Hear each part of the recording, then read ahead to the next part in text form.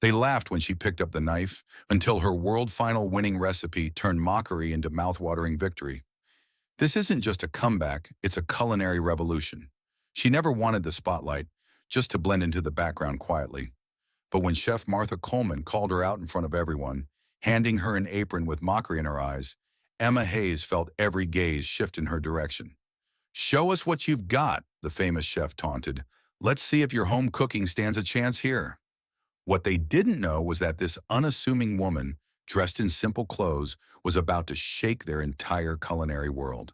The prestigious Chicago Culinary Institute buzzed with excitement. A sold-out masterclass had brought together aspiring chefs and passionate food lovers. Stainless steel workstations gleamed under the bright lights, while the air was rich with the scent of fresh herbs and slowly simmering stock. Emma Hayes, dressed in a plain white t-shirt, stood quietly, feeling like she didn't belong among the sea of chef coats and polished culinary students. At 38, she'd become an expert at staying unnoticed. Her honey blonde hair tied back in a no-nonsense ponytail, barely any makeup, nothing that would stand out. "Are you sure you don't want me to say who you are?" her niece Jen whispered, eyes sparkling with excitement. At 22, Jen was chasing her culinary dreams with the same drive Emma once had. "Absolutely not," Emma said firmly. "I'm just here to support you. This is your moment." Jen gave her aunt's hand a quick squeeze. "I still can't believe you got me into this. Tickets are impossible to get." Emma smiled gently. "Just called in an old favor, that's all." The room went silent as the kitchen doors swung open. Chef Martha Coleman entered with purpose. Her silver hair perfectly styled, designer glasses perched smartly on her nose, and a chef's coat proudly displaying the logo of her award-winning restaurant chain. At 65, she was a culinary icon, feared by staff, respected by critics, and infamous for her ruthless teaching style. "Welcome," Martha said, her voice echoing across the room.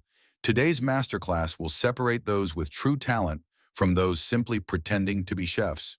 As Martha spoke, her sharp eyes swept across the room, assessing each face with clinical precision. When her gaze landed on Emma in her casual attire, a flicker of disapproval crossed her features. "Looks like we have a few enthusiastic home cooks joining us today," Martha remarked, her voice heavy with sarcasm.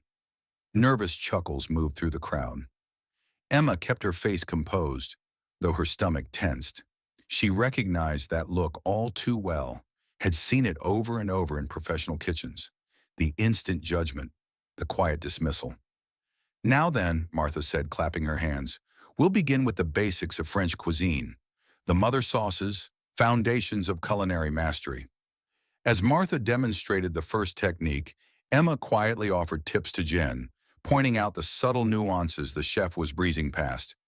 "Actually," Emma whispered, "if she lowers the heat a little, the sauce won't split as easily." Unfortunately, her voice wasn't as soft as she thought.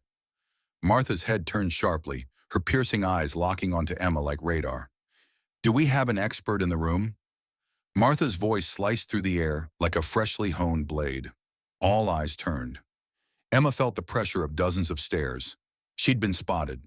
The sound of Martha's heels clicked crisply against the polished floor as she strode toward Emma. Each step echoed loudly in the now hushed space, marking her approach with authority. "Did you have something to contribute to my demonstration?" Martha asked, raising a sculpted brow in challenge. Emma gave a small shake of her head. "No, I was just helping my niece understand the technique." Martha offered a tight smile that didn't touch her eyes. "Oh? And what qualifies you to give such guidance?" Before Emma could speak, Martha's gaze dropped to her hands. Despite the years away from restaurant kitchens, they still carried the marks. Faint burns, toughened skin, barely there knife scars. The quiet proof of a life lived around fire and blades. "Those are a cook's hands," Martha said, her tone sharper now. "You're no hobbyist, are you?" Emma remained calm. "I've worked in kitchens before." A wave of murmurs spread through the room as curiosity bloomed. Martha's smile grew tighter as her eyes swept over Emma's plain white t-shirt and jeans, a stark contrast to Martha's flawless chef's coat and polished look. "Well then," Martha said, her voice ringing out clearly, "perhaps you'd like to come up here and show us Beside her, Emma felt her knees tense. "Aunt Em, you don't have to," Jen whispered. "I'm just here to observe," Emma replied calmly, though her heart pounded against her ribs. Martha let out a brittle laugh. "How convenient. Willing to critique, but not to perform." The challenge floated in the air. A few students squirmed in their seats, while others looked on, entertained by the tension. Emma recognized the setup. She'd seen Martha pull this stunt before on her cooking show, publicly shaming amateur chefs who dared to question her. "I insist," Martha said now, her smile gone. She motioned toward an empty workstation. "Show us what you've got." A young assistant caught the cue and quickly stepped forward, carrying a spare apron. Emma stayed seated, the weight of the moment pressing down on her shoulders. 10 years. That's how long it had been since she left this world behind. 10 years spent crafting a quiet life, one where cooking meant joy, not judgment. "Come now," Martha coaxed, her voice now dripping with false encouragement. "Surely someone bold enough to correct me isn't afraid of a quick demo?" Emma could feel the walls of the trap closing around her. If she refused, she'd be branded a coward. If she accepted, she'd be pulling herself back into a world she had left for good reason. "It's just a simple bechamel," Martha added, the dare crystal clear. "Surely a seasoned cook can handle that." The assistant laid the apron on the counter in front of Emma. The white cloth seemed to glow under the bright lights, almost daring her to pick it up. "That's fine," Emma said at last, her voice soft but unwavering. "I'd be happy to demonstrate." As she stood, she heard the whispers ripple around her. Did she just agree to go up against Chef Coleman? Does she know who she's dealing with? This is going to be savage. Emma tied the apron around her waist, her hands moving with practiced ease, forming a perfect bow behind her back. Then she stepped forward, every eye in the room following her every step. "Your name?" Martha asked loudly, ensuring the entire room heard it. "Emma Hayes," she replied. Martha gestured grandly toward the workstation. "Well, Emma Hayes, show us how you would approach a proper bechamel," she said, her voice smooth as silk. "And perhaps," she added with a tight smile, "you can enlighten us all on how your method improves upon the one I've spent 40 years perfecting." The challenge was unmistakable. This wasn't just about sauce. It was about putting Emma in her place, asserting dominance in front of an audience that had paid a premium to learn from a legendary chef, not some woman in jeans and a t-shirt. Emma took a slow breath and stepped up to the stove. Standing at the pristine workstation, Emma was hit with a wave of emotion. Her fingers hovered above the neatly arranged ingredients. Butter, flour, milk, salt, nutmeg, all in perfect mise en place. It was all so familiar, yet it now felt foreign under the intensity of 100 watching eyes. Behind her, Martha stood like a queen awaiting a stumble from a challenger. She expected hesitation, proof that Emma didn't belong. The room held its breath. "Whenever you're ready," Martha said, her tone edged like a filleting knife, "unless you'd prefer to return to your seat." Emma glanced down at the shining counter and caught her reflection. The face staring back wasn't the bold executive chef who once ran kitchens across 3 continents, but it also wasn't the cautionary tale Martha hoped to unveil. A memory flashed, her last competition before she walked away. The pressure, the cameras, the scrutiny. She'd won that day, her 10th championship, then vanished from the culinary scene completely. "The clock's ticking, Miss Hayes," Martha called out, gesturing to the timer on the overhead screen. "Professional kitchens wait for no one." Finally, Emma moved. She reached for the butter, her fingers closing around the block with a quiet certainty. As the cold hit her skin, something stirred deep inside. Not just muscle memory, but something truer. The thing that made her fall in love with food in the first place. She placed a saucepan on the induction stove and adjusted the heat by feel, not sight. The butter melted, filling the air with a soft, nutty aroma. "You'll want to mind your heat," Martha called out to the crowd. "Too hot and the butter burns. Too cool and the roux doesn't come together." Emma said nothing. She didn't have to. The butter reached the perfect temperature. No sputtering, no sluggishness. Just right. She added the flour. The spoon moved in easy circles, the mixture blending into a golden paste that released the rich, earthy scent of perfectly cooked flour. No singe, no clumps. From the corner of her eye, Emma caught a flicker of surprise from Martha. This was not the fumbling display she'd expected. Emma reached for the warm milk and with it, made a quiet decision. She could follow Martha's recipe, safe and textbook, or she could show them who she was. She chose the truth. Taking a breath, she began stirring and said, her voice firm and clear, "I like to infuse the milk first." And with that simple declaration, Emma Hayes stepped fully back into the spotlight. The room quieted as she gently added a bay leaf and a sprig of thyme to the warming milk, followed by the traditional clove-studded onion. These classic French steps were often skipped in modern demos, dismissed as too fussy for today's fast-paced kitchens. "That's quite the detour for a basic bechamel," Martha observed, arms crossed. "Perhaps trying to distract from the fundamentals?" Emma offered a soft smile. "The fundamentals are exactly why I do this. Flavor starts at the foundation." She pulled the infused milk from the heat and strained it smoothly, each motion efficient and clean. No wasted movement, no flair for show, just polished technique earned through thousands of hours at the stove. A young student up front leaned toward her neighbor and whispered, "I've never seen anyone strain milk like that. It looks so smooth." Martha heard it. Her lips thinned. Emma returned to her roux, still holding the perfect heat. She began adding the warm milk in steady increments, stirring in a pattern that any seasoned chef would recognize. Slow, intentional, preventing clumps and encouraging velvety texture. "I'm adding the milk gradually," Emma explained, her tone composed and clear. "It keeps the roux from seizing and helps everything emulsify properly." Several students picked up their pens, scribbling notes now, fully engaged. Martha's smile faded. "A rather basic observation," she interrupted, voice clipped. "Perhaps it's time we move to something more complex." Emma nodded, unfazed. "Of course." Martha motioned toward a collection of ingredients at the adjacent station. "Since you're comfortable with the basics, let's see if you can elevate this sauce. Make it fine dining worthy." The message was unmistakable. Martha was upping the ante, anticipating Emma would stumble when pushed beyond the basics. Emma scanned the array before her.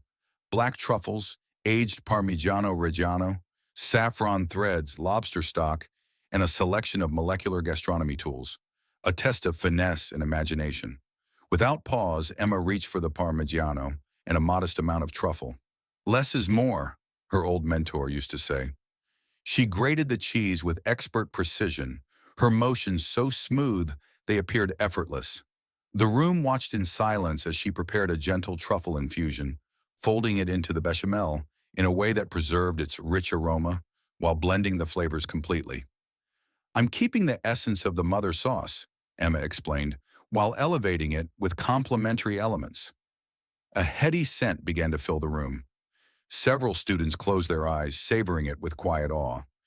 Even Martha's assistant gave the sauce a lingering look of longing.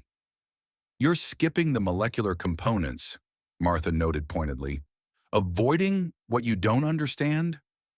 Emma offered a soft smile. "Sometimes flawless technique is enough." She lifted a spoon, dipped it into the sauce, and extended it toward Martha. "Care to taste?" It was a daring gesture, offering the master chef a bite of her own challenge. The room froze. Martha paused, then stepped forward with a controlled air. Her years of judging had taught her how to mask reactions, but even she couldn't suppress the subtle widening of her eyes as the flavor hit her palate. The sauce wasn't just technically sound, it was exceptional. Deep, elegant, and soulfully balanced. The kind of dish that reignites a chef's passion. "Acceptable," Martha said coolly, returning the spoon. But the flicker of awe had been seen by all, just before her mask snapped back into place. From the third row, a man in a chef's coat leaned forward, squinting toward the front. A look of realization passed over his face. "The way she flicks her wrist while stirring," he whispered to the chef beside him. "There's only one person I've ever seen do that." Martha cleared her throat, regaining control. "Let's raise the stakes," she said crisply. "Anyone can perfect a single sauce. True mastery is shown through versatility." She motioned to her assistants, who rolled in a cart stacked with mystery ingredients concealed beneath gleaming silver domes. It was a familiar format, lifted straight from competitive cooking shows. Perhaps Ms. Hayes would like to prepare something more substantial, Martha said, her smile tight and pointed. Something that might test her home cooking expertise. The jab was unmistakable. Martha believed Emma's earlier performance had been a fluke, a well-rehearsed trick rather than a display of genuine talent. The audience leaned in, the atmosphere shifting. What had begun as a demonstration had become a showdown. From his seat, the middle-aged chef who had noticed Emma's wrist movement pulled out his phone and began typing swiftly. Emma remained composed as Martha theatrically lifted the domes, revealing an array of gourmet ingredients. Live scallops in their shells, rare mushrooms, delicate microgreens, and a selection of high-end components known to challenge even seasoned chefs. 20 minutes, Martha declared, setting a timer. Create something worthy of a fine dining menu. Emma studied the ingredients, quietly calculating combinations and techniques. Then she got to work. No flair, no hesitation. Her knife work immediately spoke volumes. Precise, fast, and consistent. Each cut showed the practiced ease of someone who had spent years at the highest levels of the craft. She broke down the scallops with a finesse more common in elite Japanese kitchens, wasting nothing.